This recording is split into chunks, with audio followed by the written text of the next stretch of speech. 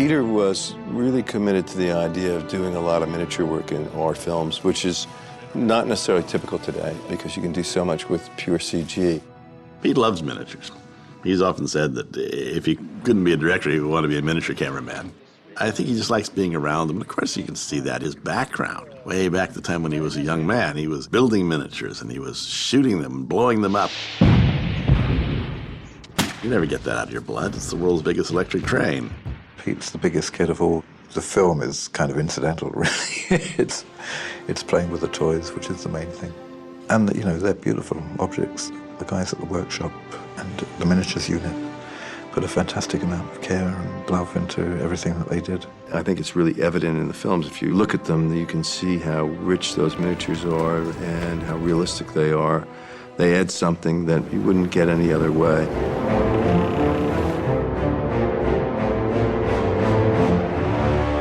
Minas Morgul's original name was Minas Ithil, and it was a Gondorian city and the sister city of Minas Tirith before falling into Sauron's hands. So we wanted it to evoke Minas Tirith, but have a different design sense.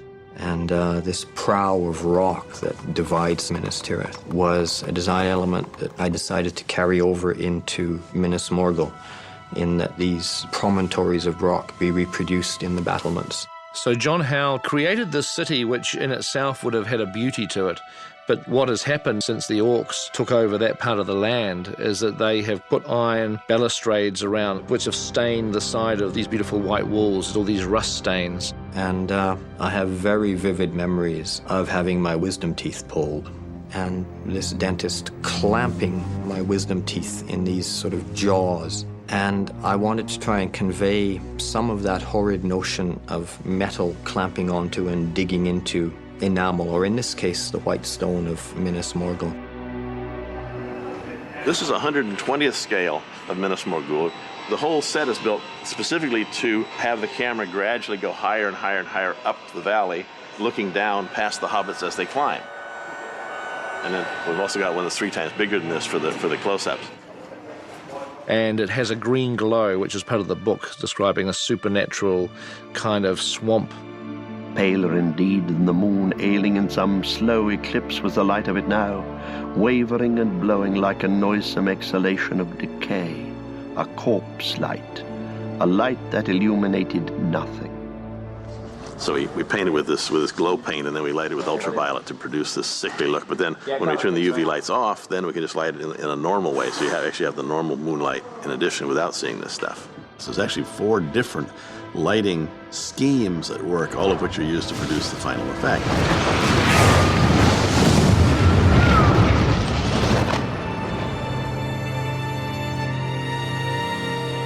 Cirith was built by the ancient Númenóreans as a fortress guarding the borders of Mordor. It's the one that the Orcs have really taken over and made it their own. I'd initially done a sketch which was pretty close to the description in the book. That initial design ended up being judged pretty boring. I revisited the whole thing and basically pulled the fortress away from the slope of the mountain and placed it out on this rocky pinnacle. And each successive courtyard is at an angle to the one below it. So it is faithful to the description in the book, but gives it more of a crazy, vertiginous aspect. The first time you see it is from Shelob's lair, actually. You see just the top of the tower. And they actually took it off the miniature and took it down to the shooting stage and plonked it at the end of that set. This is a very rare moment that we actually have a tangible tower in the background. So this is kind of a special moment, because normally we have like a blue screen to look at, and now we don't have to use our imagination, because there it is. When it came back, I was able to put some more detail, because I had heard there was going to be some close-ups on it. Part of the richness of any miniature is the amount of fine texture you can get into it. And just looking at a huge stone building isn't very interesting. As soon as you can hang a few chains on it and knock some holes in it and texture it up, of course, then it starts to be more interesting and it starts to be more believable. It was my favorite of the Orcish sets because of that tremendous sense of detail. Everything about it was sort of macabre, gothic quality. So it was a joy to light. You couldn't light it wrong. You just put back cross light on it, and it looks fantastic.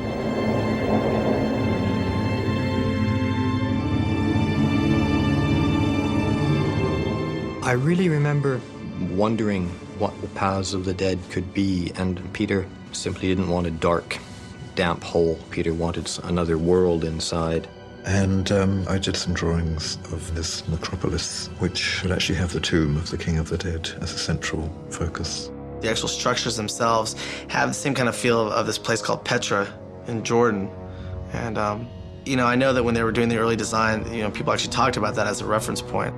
And Peter decides that the necropolis should crack open and release the skulls of these thousands and thousands of people who've been interred there over the years. So initially it was like, can you make 200 skulls? No problem. And then it came back, oh, 2,000, no problem. It might take a week.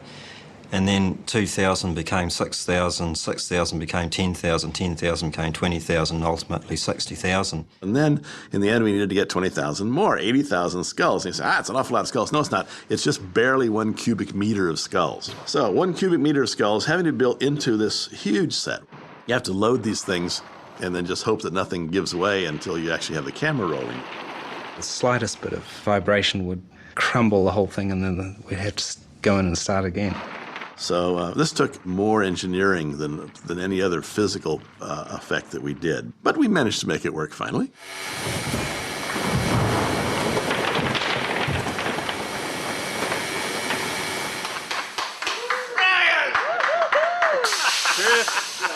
Absolutely great, guys. And they'd also done a lot of live-action shooting of full-size skulls.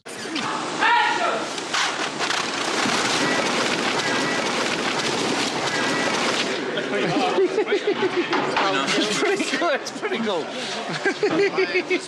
Once we rolled the skulls down, we had to pick them all up and take them back to the top and do it again. It was sort of fun. You know, people had bags and they were sort of like shooting baskets. And after a while, throwing skulls at each other, it was kind of a weird atmosphere. We had to extend those shots. We would work out what the angle had to be to match the live-action full-size piece and then start the cascade of skulls up so that we could make it look like the avalanche just sort of stretched away into the distance.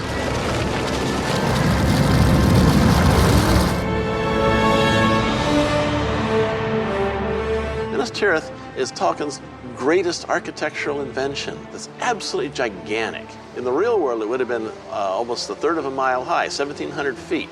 Now think of this. When we were shooting the Two Towers, our major set piece was Helm's Deep, a gigantic fortress, and Minas Tirith dwarfs Helm's Deep.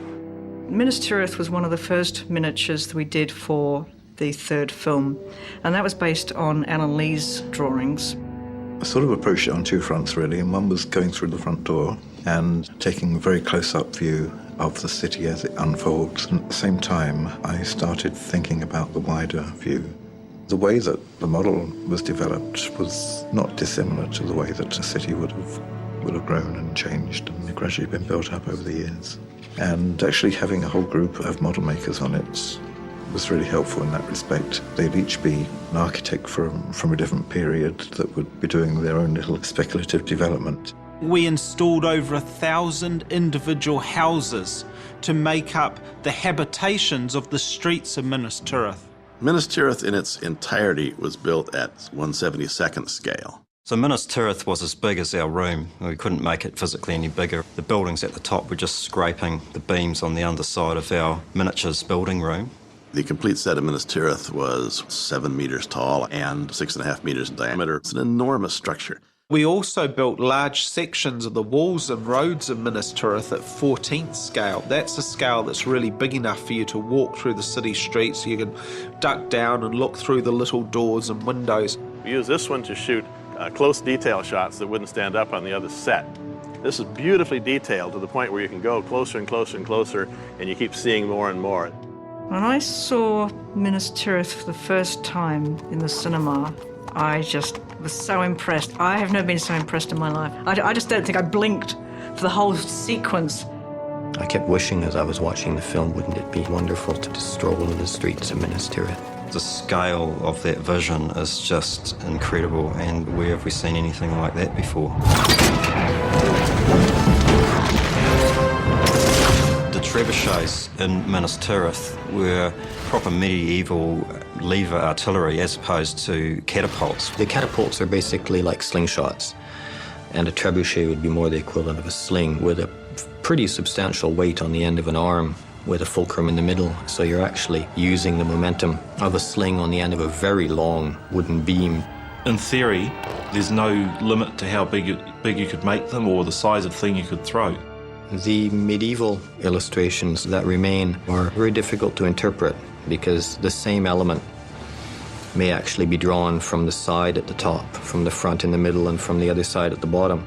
And John built a little tabletop one. One of the ones we actually built for the 72nd scale model, I was just kind of intrigued to see if it would work. He was working on his table one day, and this pencil eraser went winging past my head. I went, whee, what was that? And I used to shoot rubbers over to Mary at her desk on the other side of the room. All I know is I managed to get my hands on a little trebuchet and fling some razors back. The next one he built was probably about 14th scale. That was a real beauty. And he got that so beautifully weighted that he could throw a pencil razor the length of the car park. Firing lumps of clay across the car park into the bushes at the end of our workshop, and we had a great time with that. A bunch of big kids playing with these amazing toys which they're privileged enough to be able to spend their working lives around.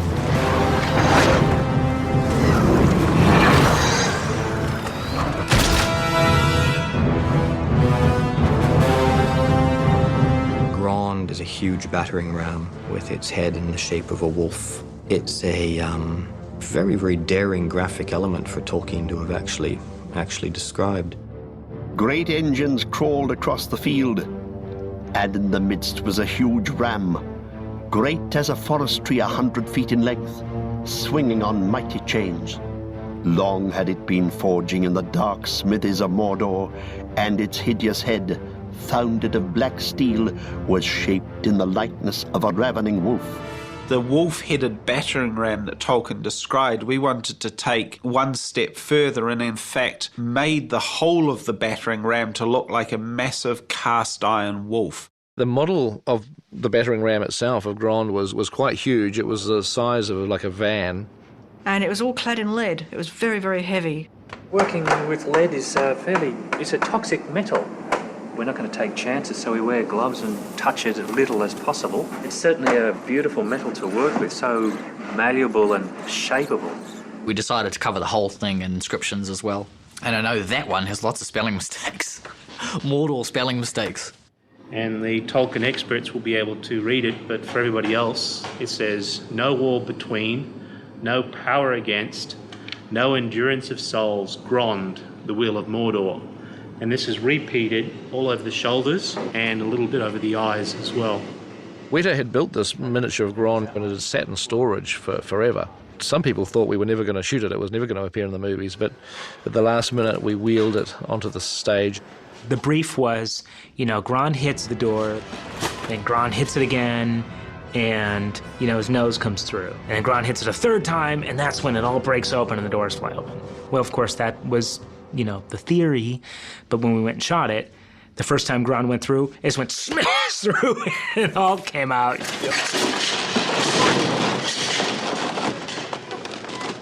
The model builder who actually built Grand was there, taking care of his model, and it was my job to just smash it into doors over and over and over again, and this poor guy, you just see the look on his face. He gave the door a good whack yesterday, which broke a couple of his toes, but just bend the lead back into shape and a bit of glue and he's back together again. I broke his claw, I broke his nose, I just did everything, and it didn't matter, I just had to be excited. You had to feel the impact as it smashed into the door.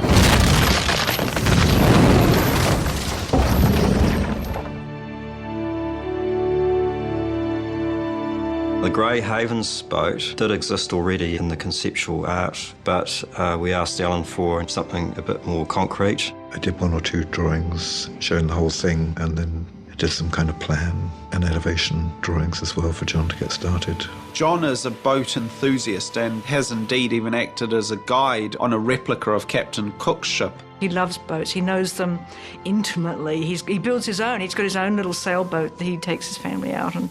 The hull itself went together very quickly. I'm pretty sure we would have had most of it up in 3 or 4 days. We used plywood frames and diagonal plywood planking.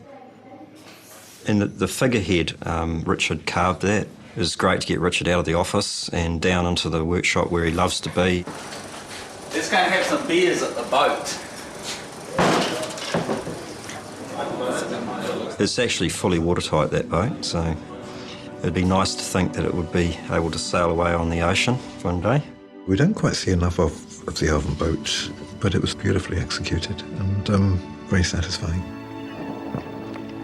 Grey Havens originally was planned as a foreground element with a matte painting in the background. So we had a foreground 14th scale miniature.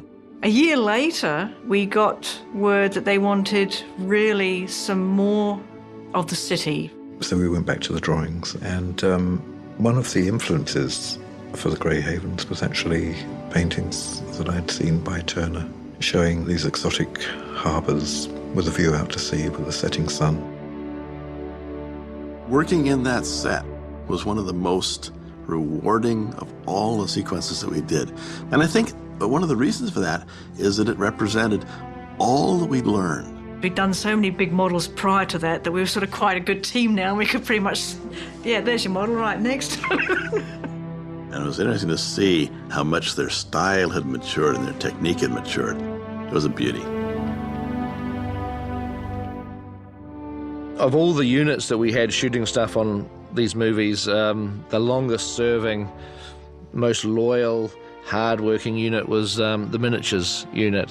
I didn't set out to torture the miniatures department on purpose, but there was a weird thing of they never seemed to quite stop, and they never knew when they were done with Lord of the Rings. I believe this may be the longest that a crew has ever shot certainly on an effects unit. They went a little bit strange in the head over that period of time. Every so often we would, day 200, day 500, day 666, we'd have a little party. I decided that we should have a party because it's shoot day 666 and it's a pretty historic, momentous occasion. You'll have to excuse the neck. This is our party this evening for the 666 shoot day. Next thing you know, there's devil music and there's devil invitation and everybody's wearing red suits and all this stuff. Lord High Executioner, mighty wall. And then everybody's got to get up on the runway and do a little skit or whatever. So it's a lot of fun. Mr. Man himself, Alex Funky.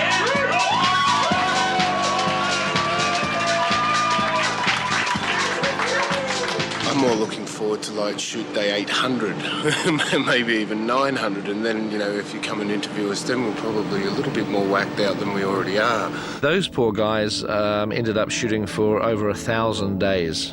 People shoot feature films in 30 days, and they were shooting those models for 1,000 days. And I must admit, it has been a long haul. It's enough time to actually get to know people so well, you know them too well. Even when we thought they'd shot their last shot and there was some sort of celebration, I then wanted the model of Orthanc to be dragged out so I could do a wide shot circling around for the extended edition. Everybody's sort of getting ready to go on holiday, and then people start drinking, and then we get this phone call from Dean, right? And he's with Pete. He goes, "I'm with Peter, and we need another shot." Oh, they must be right in the middle of their rap party.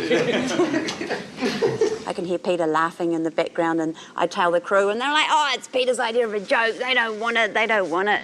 I'm not joking. Oh dear. What?